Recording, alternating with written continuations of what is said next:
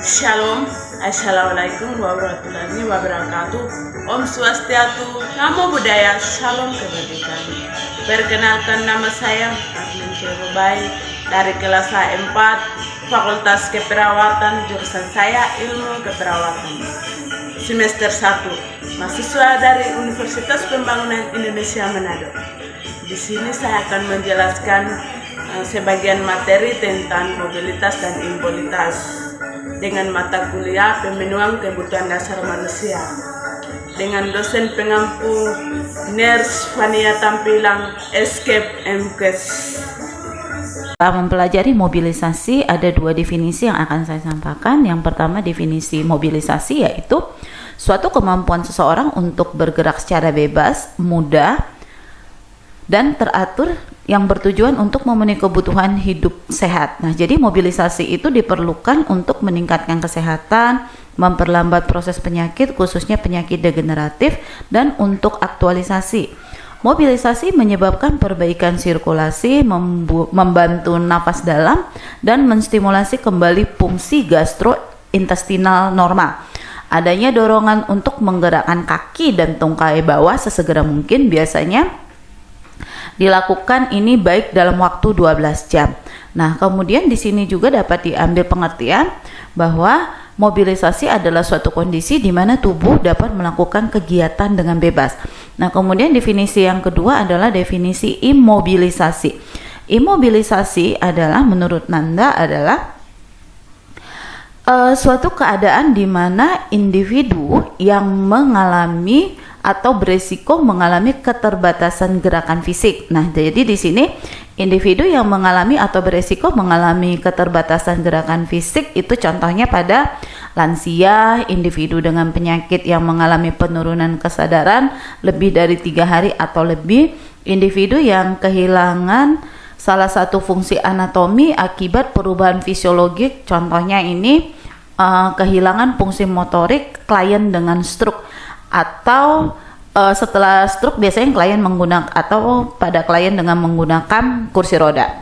Penggunaan alat eksternal misalnya seperti gips atau traksi, dan pembatasan gerakan volunteer. Nah, berikutnya adalah tujuan dari mobilisasi. Tujuannya adalah yang pertama memenuhi kebutuhan dasar manusia, mencegah terjadinya trauma, mempertahankan derajat kesehatan, mempertahankan interaksi sosial dan peran sehari-hari. Kemudian mencegah hilangnya kemampuan fungsi tubuh. Nah, kemudian yang selanjutnya kita jenis-jenis mobilisasi. Jenis-jenis mobilisasi itu ada dua, yaitu mobilisasi penuh dan sebagian, yang disebut dengan mobilitas penuh ya.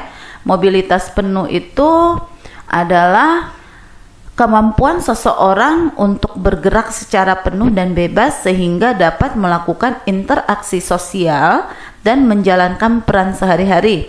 Mobilitas penuh ini merupakan fungsi saraf motorik, volunteer, dan sensorik untuk dapat mengontrol seluruh area tubuh seseorang. Nah, kemudian yang kedua, mobilitas sebagian itu ada dua nanti, mobilitas sebagian temporer dan mobilitas permanen.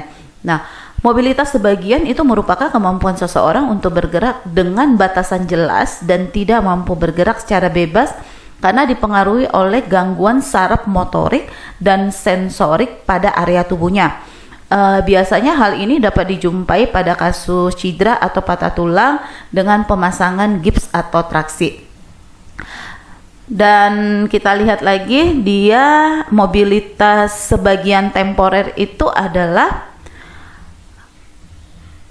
kemampuan individu untuk bergerak dengan batasan sifatnya sementara. Hal ini dapat disebabkan oleh trauma reversibel pada sistem muskuloskeleta, contohnya biasanya terjadinya dislokasi sendi dan tulang. Nah, kemudian mobilitas permanen itu merupakan kemampuan individu untuk bergerak dengan batasan yang sifatnya menetap. Biasanya ini disebabkan oleh rusaknya sistem saraf yang reversibel, contohnya terjadinya hemiplegia karena stroke, kemudian paraplegi karena cedera pada tulang belakang, kemudian pada kasus poliomyelitis karena terganggunya sistem saraf motorik dan sensorik. Nah, kemudian kita masuk jenis imobilitas. Nah, imobilitas yang pertama adalah imobilitas fisik. Ini merupakan pembatasan untuk bergerak secara fisik dengan tujuan untuk mencegah terjadinya gangguan komplikasi pada pergerakan. Kemudian yang selanjutnya imobilitas intelektual. Nah, di sini merupakan keadaan di mana seseorang mengalami keterbatasan daya berpikir. Kemudian imobilitas emosional adalah suatu keadaan ketika seseorang mengalami pembatasan secara emosional karena adanya perubahan secara tiba-tiba dalam penyesuaian diri. Kemudian imobilitas sosial. Imobilitas sosial suatu keadaan individu yang mengalami hambatan dalam melakukan interaksi sosial karena adanya penyakit sehingga dapat mempengaruhi perannya dalam menjalankan kehidupan sosial. Nah, ya, demi kita lanjut lagi, yaitu apa sih penyebab terjadinya imobilisasi? Nah, penyebab imobilisasi yang utama itu adanya biasanya yang utama adanya rasa nyeri, kemudian adanya lemah, kekakuan otot, ketidakseimbangan pada usia lanjut, kemudian biasanya disertai dengan gangguan fungsi kognitif berat seperti pada demensia dan gangguan fungsi mental seperti pada depresi juga menyebabkan imobilisasi. Nah, biasanya di sini adanya kekhawatiran keluarga yang berlebihan dapat menyebabkan orang usia lanjut terus-menerus berbaring di tempat tidur baik di rumah maupun di rumah sakit. Nah, baik, kita akan bahas satu persatu. Di sini penyebab umumnya itu adalah kelainan postur, ya. Kelainan postur ini bisa dilihat misalnya kelainan pada tulang belakang. Kemudian yang selanjutnya adalah gangguan perkembangan otot. Nih di gambarnya bisa dilihat ya, gangguan perkembangan otot nih, otot ya. Oke. Nah, kemudian selanjutnya adalah kerusakan pada sistem saraf, ya. Kerusakan pada sistem saraf biasanya ini terjadi pada kasus-kasus poliomyelitis juga bisa. Kemudian misalnya atau pada pasien dengan epilepsi. Nah, kemudian yang selanjutnya adalah trauma langsung pada sistem muskuloskeletal dan neuromuskular. Misalnya adanya orang yang mengalami terjatuh, kemudian mengalami dislokasi dan sebagainya. Kemudian dilanjutkan dengan kekakuan pada otot. Nah, kekakuan pada otot ini juga berhubungan ya ke sini, masuk ke gangguan perkembangan otot juga nantinya.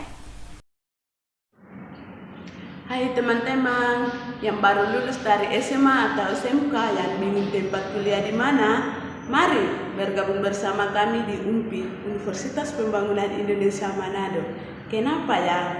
Karena UMPI merupakan akreditasi B, fakultas yang terjangkau, dosen yang berkualitas. Di UMPI ini ada 6 fakultas. Yang pertama, keperawatan, yang kedua, hukum, yang ketiga teknik, yang keempat sosial dan politik, yang kelima pertanian, yang keenam sastra. Mari bergabung bersama kami menjadi mahasiswa UMPI Universitas Pembangunan Indonesia Manado. Terima kasih.